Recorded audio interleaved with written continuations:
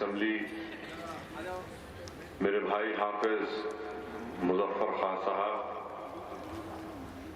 مجلسی رفقا، بزرگان ملت، نوجوان ساتھیوں اور پس پردہ بیٹھ کر سننے والی میرے عزیزاں اور ماں اور بہنوں، عزیزان ملت، ماہ ربیع الاول کی بہت بڑی فضیلت ہے، اور اس ماہ مبارک کے سلسلے میں علماء کرام نے تشریف فرمایا کہ اللہ سبحانہ و تعالیٰ نے رمضان کے مہینے میں قرآن کریم کو نازل کیا، تو ربیع الاول کے ماہ مبارک میں قرآن والے تشریف لائے۔ رمضان میں اللہ نے قرآن کریم کو نازل کیا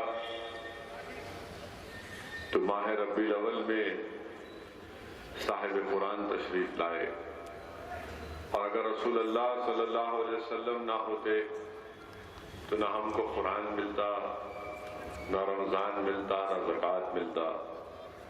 یہ اگر ملا ہے تو صدقہ ہے نبی کریم صلی اللہ علیہ وسلم کا۔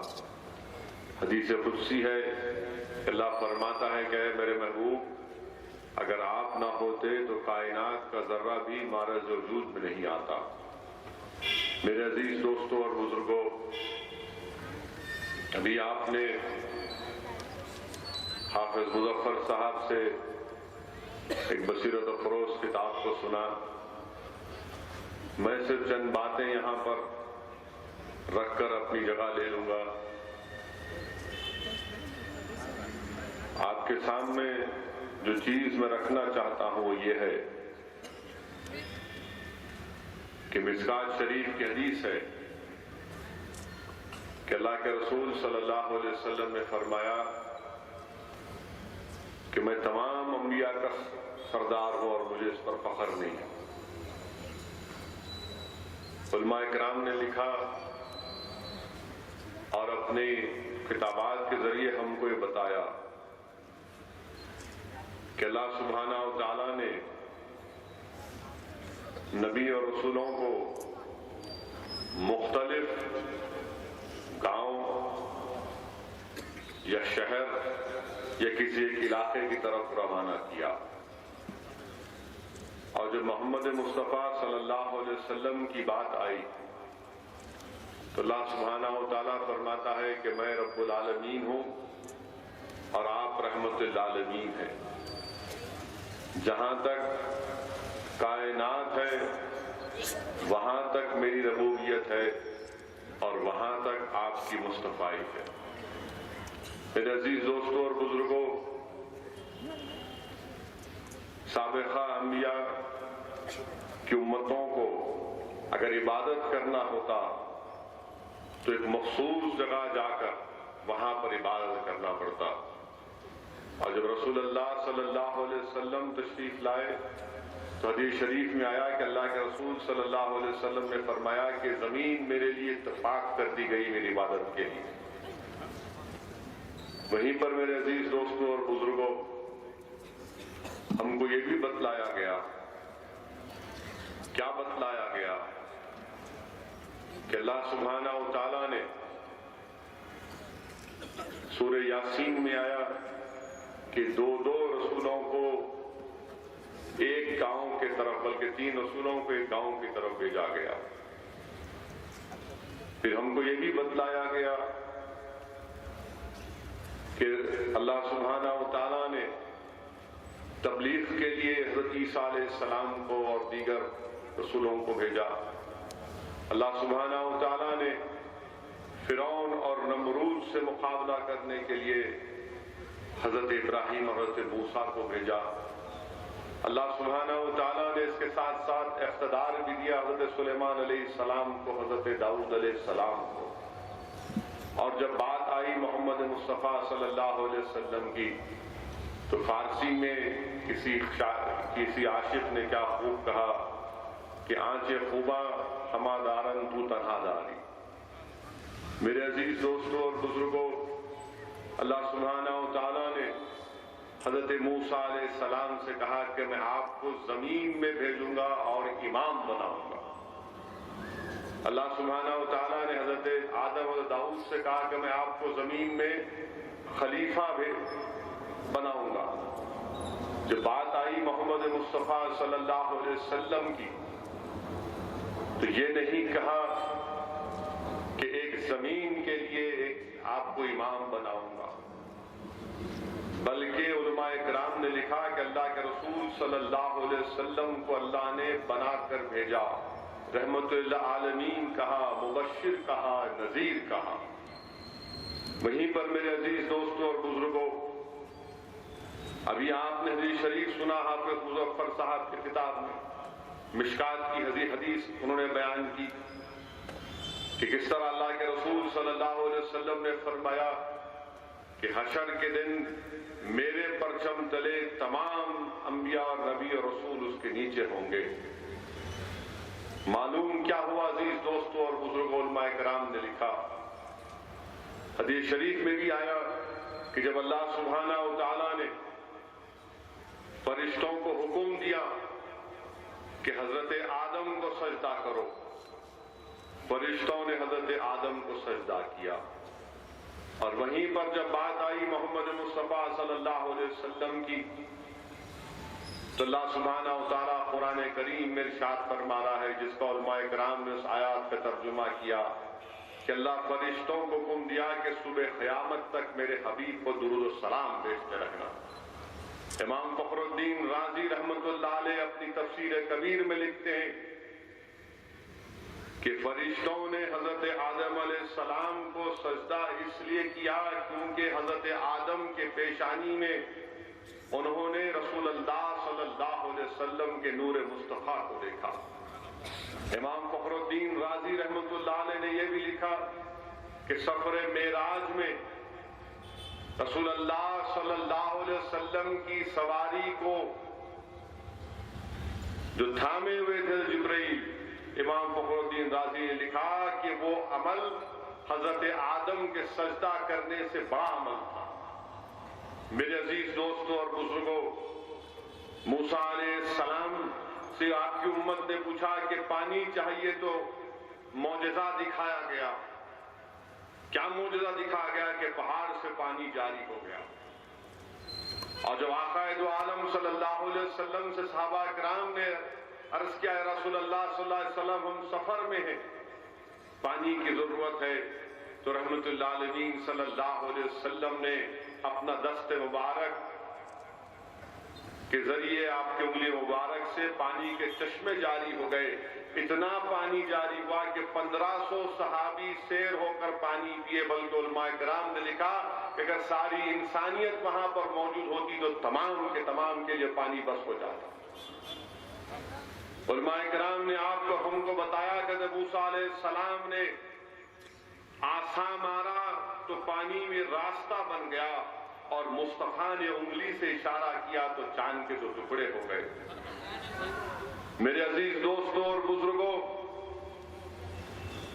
شاہ عبد الرحیم رحمت اللہ علیہ، حضرت شاہ ولی اللہ رحمت اللہ علیہ کے والد لکھتے ہیں کہ آپ نے خواب میں اللہ کے رسول صلی اللہ علیہ وسلم کو دیکھا اور عرض کیا یا رسول اللہ صلی اللہ علیہ وسلم، حضرت موسیٰ کو جب اللہ سبحانہ و تعالیٰ سے دور پر گئے اور جب واپس آئے اس کے بعد حضرت موسیٰ اپنے چہرے پر کپڑا ڈال کر رکھتے تھے، لوگ ان کے چہرے کو نہیں دیکھتے تھے۔ آپ سفر معراج پر گئے، اللہ سبحانہ و تعالیٰ کا آپ نے دیدار کیا، اور یہ کیا بات ہے؟ اللہ کے رسول صلی اللہ علیہ وسلم نے ارشاد فرمایا، شاہ عبد الرحیم رحمت اللہ علیہ لکھ رہے ہیں کہ اللہ کے رسول صلی اللہ علیہ وسلم نے ارشاد فرمایا کہ اللہ نے میرے حسن کو چھپا کر رکھا، اور جس وقت حضرت موسیٰ علیہ السلام اللہ کو ملنے کے لیے گئے، اللہ جلال میں تھا تو جلالی ہو گئے۔ جب میں نے اللہ سبحانہ و تعالیٰ کا دیدار کیا تو اللہ جمال میں تھا، میں جمالی ہو گیا۔ میرے عزیز دوستوں اور بزرگوں، حضرت موسیٰ علیہ السلام کا ہاتھ چمکتا تھا۔ اللہ کے رسول صلی اللہ علیہ وسلم کے صحابہ کرام نماز عشاء کے بعد اپنے گھر کو روانہ ہوتے ہیں، اندھیرا ہے، اللہ کے رسول صلی اللہ علیہ وسلم ان کے ہاتھ میں چھڑی دیتے ہیں اور فرماتے ہیں کہ اس کو لے کر جاؤ، یہ تم کو روشنی دکھائے گی اپنے گھر پر۔ میرے عزیز دوستوں اور بزرگوں، حضرت موسیٰ علیہ السلام علم کی زیادتی کی دعا کی تو اللہ سبحانہ و تعالیٰ نے حضرت موسیٰ کو خضر علیہ السلام کے حوالے کیا، اور محمد مصطفیٰ صلی اللہ علیہ وسلم سے قرآن کریم میں اپنے حبیب سے کہا کہ اے میرے حبیب آپ فرمائیے قل ربی زدنی علما، کہ آپ علم کی زیادتی مجھ سے طلب کیجیے۔ میرے عزیز دوستوں اور بزرگوں، حضرت سلیمان علیہ السلام کو اللہ سبحانہ و تعالیٰ نے فرشتوں، جنوں اور پرندوں کا لشکر عطا کیا، اور مصطفیٰ جان رحمت جب جنگ بدر میں گئے تو 1000 فرشتے عطا کیے۔ علماء کرام نے لکھا کہ اگر ایک فرشتہ آ جاتا تو کافی تھا، مگر عظمت مصطفیٰ کو بتانا تھا، اس لیے اللہ سبحانہ و تعالیٰ نے 1000 فرشتے جنگ بدر میں عطا کیے۔ علماء کرام نے لکھا، حدیث شریف میں بیان کیا کہ اللہ سبحانہ و تعالیٰ نے حضرت سلیمان علیہ السلام کو، بلکہ قرآن کریم میں آیا کہ آپ پرندوں کی زبان جانتے تھے، تو اللہ سبحانہ و تعالیٰ نے محمد مصطفیٰ صلی اللہ علیہ وسلم کو گونگوں کی زبان آقا سمجھتے تھے، پرندوں کی زبان آقا سمجھتے تھے، بے زبان جانوروں کی زبان آقا دو عالم صلی اللہ علیہ وسلم سمجھتے تھے۔ بلکہ صحیح مسلم کی حدیث ہے کہ رحمت اللہ عالمین صلی اللہ علیہ وسلم ارشاد فرما رہے کہ میں اس پیڑ اور پتھر کو جانتا ہوں جو میری بعثت سے پہلے جب میں ان کے سامنے سے گزرتا تھا تو پکار کر کہتے تھے الصلاۃ والسلام علیک یا رسول اللہ صلی اللہ علیہ وسلم۔ میرے عزیز دوستوں اور بزرگوں، حضرت سلیمان علیہ السلام کو تمام بولیاں سکھائی گئیں، اور ابو جہل کے ہاتھ میں کنکریاں ہیں، پکار کر کہہ رہی تھی کہ آپ اللہ کے رسول ہیں۔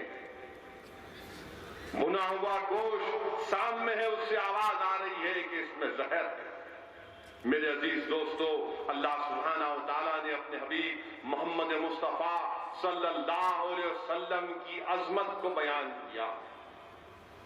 حضرت یوسف علیہ السلام کے چہرے کو اگر کوئی لوگ دیکھتے تھے تو ان کی بھوک مٹ جاتی، جب معاملہ حبیب اللہ کا آیا، رحمت اللہ عالمین کا آیا، تو مشکات حدیث ہے کہ اللہ کے رسول صلی اللہ علیہ وسلم نے ارشاد فرمایا جس نے مجھے دیکھا اور میرے دیکھنے والوں کو دیکھے گا ان کو آگ نہیں چھوئے گی۔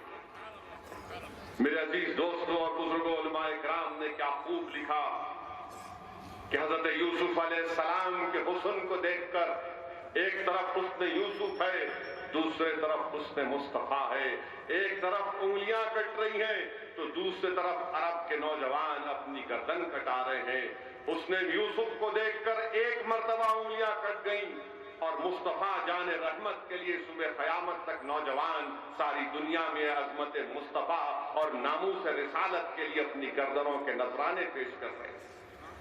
میرے عزیز دوستوں اور بزرگوں، یہی بات آپ کے سامنے اختصار کے ساتھ عرض کرنا چاہ رہا کہ اللہ کے رسول صلی اللہ علیہ وسلم کی شان میں کسی ظالم نے گستاخی کی اتر پردیش میں، امت کی ماؤں کے بارے میں ظالم نے کچھ کہا۔ میرے عزیز دوستوں اور بزرگوں، حضرت عیسیٰ علیہ السلام کو اپنی زبان مبارک سے اپنی ماں کی پاکی کو بیان کرنا پڑا جو تہمت لگائی گئی، اور جب معاملہ ہماری امت کی ماؤں کا آیا، مصطفیٰ جان رحمت رحمت اللہ عالمین کی بیوی کا آیا، تو اللہ سبحانہ و تعالیٰ نے خود قرآن کریم میں امت کی ماں کی شان میں قرآن کے 18 آیتوں کو نازل کیا۔ میرے عزیز دوستوں اور بزرگوں، حضرت نوح علیہ السلام 950 سال تبلیغ کیے، 45 لوگ خواتین اور مرد، 45 خواتین 45 مرد مسلمان ہوئے، اور رسول اللہ صلی اللہ علیہ وسلم جب کسی غزوے سے واپس آ رہے تھے تو پہاڑ کے دامن میں دشمن تھے، اللہ کے رسول صلی اللہ علیہ وسلم نے ان پر ایک نظر کی تو تمام کے تمام ڈھیر ہو گئے، اور کہا کہ لا الہ الا اللہ محمد رسول اللہ۔ کشتی نوح میدان میں چل رہی ہے اور رسول اللہ صلی اللہ علیہ وسلم سے ابو جہل کا بیٹا کہتا ہے کہ اے مصطفیٰ، اے محمد مصطفیٰ صلی اللہ علیہ وسلم، یہ جو پانی میں پتھر ہے اس کو حکم کریے کہ آپ کے پاس آئے۔ رسول اللہ صلی اللہ علیہ وسلم حکم فرماتے، وہ پتھر آتا ہے پانی کے اوپر سے، نہیں مانتا، کہتا ہے اس حکم دیجئے واپس اپنی جگہ پر جائے۔ اللہ کے رسول صلی اللہ علیہ وسلم اس کو حکم دیتے ہیں، وہ دوبارہ واپس اپنی جگہ پر چلا جاتا ہے۔ اسی لیے عزیزان ملت اسلامیہ، علماء کرام نے لکھا کہ اللہ سبحانہ و تعالیٰ نے رسولوں کو معجزے دیے، کسی کو ایک، کسی کو دو، سب سے زیادہ موسیٰ علیہ السلام کو 9 دیے۔ کسی شاعر نے بڑا خوب کہا کہ رسول آئے تو معجزے لے کر آئے اور مصطفیٰ آئے تو خود معجزہ بن کر آئے۔ میرے عزیز دوستوں اور بزرگوں، رسول اللہ صلی اللہ علیہ وسلم کی عظمت کو تو ہم بیان کرتے آئے، مگر یہاں پر ایک بات کی طرف آپ کی توجہ چاہوں گا۔ جو نظارے میں نے اپنی آنکھوں سے دیکھے 12 ربیع الاول کے جلوس میں، کہ جلوس تو سب نکال رہے ہیں، مگر جب معاملہ ظہر کی نماز کا آیا تو سب جلوس چل ہی رہا۔ رسول اللہ صلی اللہ علیہ وسلم سے اگر محبت ہے تو نماز کو نہیں چھوڑ سکتے۔ اللہ کے رسول صلی اللہ علیہ وسلم نے ارشاد فرمایا کہ نماز میری آنکھوں کی ٹھنڈک ہے۔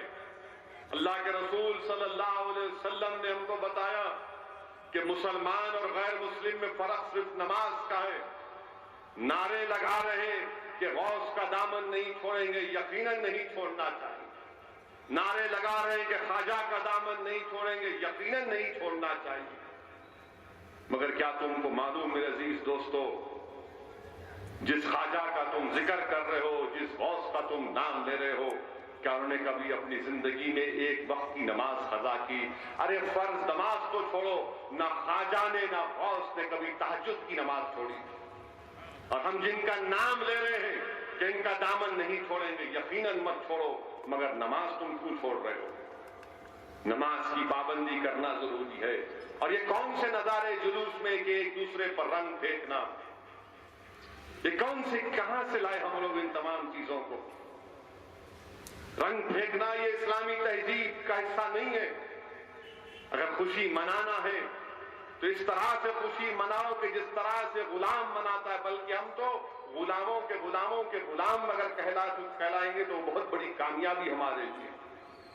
میرے عزیز دوستوں اور بزرگوں، اور پھر ہمارے شہر میں پچھلے 2 دن میں جو واقعات ہوئے، ان واقعات کو سننے کے بعد سر شرم سے جھک جاتا ہے کہ اسی اسمبلی حلقے میں بلکہ رین بازار میں ایک مسلمان نے اپنے آپ کو بڑا نواب کہہ کر ایک مسلم بچی سے دھوکہ دے کر شادی کی اور اس کے 47 لاکھ روپے کھا لیے۔ معلوم ہوا موصوف کوئی نواب آپ نہیں ہے بلکہ 3rd کلاس قسم کے کرمنل ہیں، طلاق شدہ ہے، ایک بچی کو دھوکہ دیے، اس کی زندگی خراب کر دیے۔ بتائیے کیا مثالیں ہم پیش کر رہے ہیں دنیا کے سامنے کہ ہم کو ہمارا سر شرم سے نہیں جھک جاتا جب اخبارات اور ٹی وی میں خبر دی جاتی ہے کہ ایک مسلمان نے ایک ہی مسلمان لڑکی کو دھوکہ دے کر اس سے پیسے ہضم کر لیے، اس بچی کے پیسے نقصان کر لیے۔ نکاح کے بعد معلوم ہوا کہ موصوف طلاق شدہ ہے، اور وہاں پر جا کر بچی سے اور بچی کے باپ سے کہا کہ نہیں میں فلاں ہوں، 30 مار خام۔ کیوں ہو رہا ہے؟ اس لیے ہو رہا ہے کہ ہم شادی کو مشکل کر چکے ہیں۔ سیرت نبوی کا اگر آپ مطالعہ کریں گے تو صحابہ کرام رسول اللہ صلی اللہ علیہ وسلم کے پاس حاضر ہوتے صبح میں، اللہ کے رسول صلی اللہ علیہ وسلم ارشاد فرماتے کہ کیا بات ہے آج تم خوش نظر آ رہے ہو؟ تو ارشاد فرماتے یا رسول اللہ صلی اللہ علیہ وسلم رات میں ہم نے نکاح کر لیا۔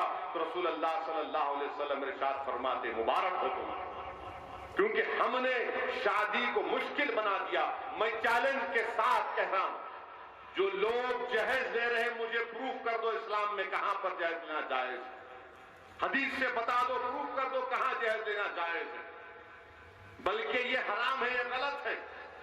علماء کرام نے لکھا ہے کہ یہ تو رشوت لینے کے برابر ہے، یہ تو غیر مسلم جو کنیا دان کرتے ہیں اس سے ہی بدتر بھی۔ اگر ہم یہ ختم کریں گے تو بچیوں کو نقصان نہیں ہوگا، یہ ہمارے بچے ہمارے پھول ہیں. یاد رکھو اللہ نے ہر ایک کو کسی نہ کسی طرح کسی کو بیٹی دی, کسی کے پاس بہن ہے, کسی کی خالہ ہے, کسی کی ماں. اور افسوس کے ساتھ کہنا پڑتا کہ آج جب اخبار میں خبر آئی کہ 50 سالہ مسلمان نے 8 سالہ بچی سے اپنا کالا کیا. بتائیے عزیز دوستو, یہ پھول ہمارے ہیں, بچیاں ہمارے پھول ہیں. قرآن میں حکم ہو رہا ہے کہ زنا کے قریب مت جاؤ, زنا کے قریب مت جاؤ. اور یہاں پر ہم کیا کر رہے ہیں؟ وہ ظالم ایک معصوم 8 سال کی بچی سے ظلم کرتا. بتائیے عزیز دوستو, جب اخبار میں خبر آتی ہے تو کیا ہمارا سر شرم سے نہیں جھک جاتا؟ اگر وہی یہ کام کوئی غیر مسلم کرتا تو حیدرآباد میں فساد ہو جاتا. کہاں گئی تمہاری غیرت؟ کہاں گئی تمہاری غیرت؟ میں پوچھنا چاہتا ہوں, کہاں گئے وہ جیالے نوجوان؟ کہاں گیا تمہارا جذبہ؟ کہاں گیا تمہارا؟ اگر تمہاری موٹر سائیکل پر کوئی کٹ مار کر چلا گیا, اگر تمہاری بہن کو کوئی نظر اٹھا کر دیکھ لیا تو تم لڑ بیٹھتے, مگر ایک 8 سالہ بچی سے ایک 50 سالہ مسلمان نے شراکت کر کی. کہاں گئی ہماری غیرت؟ کیا ہمارا دل مردار ہو چکا ہے؟ میرے عزیز دوستو, یاد رکھو گناہ مسلمان کرے غیر مسلم کرے, غیرت کا اظہار کرنا ضروری. 1-2 مرتبہ اگر وہاں پر ہم اپنے جذبات کا اظہار کر دیں گے تو کبھی اس طرح کے واقعات کہیں پر نہیں ہوں گے, کہیں پر نہیں ہوں گے اس طرح کے واقعات. مگر لوگ کیا بولتے, چلو میری بیٹی سے نہیں ہوا, میری بہن سے نہیں ہوا, اس سے ہوا. ارے یہ تمام کہاں گیا؟ میری تمہاری, یہ سب تو اپنے, یہ سب تو ہمارے پھول ہیں, ہر بچی ہماری پھول ہے. میرے عزیز دوستوں اور بزرگوں, اتنے جلسے میلاد النبی, جلسے رحمت اللہ علیہ صلی اللہ علیہ وسلم ماہ ربیع الاول منعقد ہوتے ہیں. علماء کرام رات میں 1-2 بجے تک کھڑے ہو کر تقریر کرتے ہیں. اس کا ہرگز یہ مطلب نہیں ہے کہ آپ ایک کان سے سن کر دوسرے کان سے نکال دیں.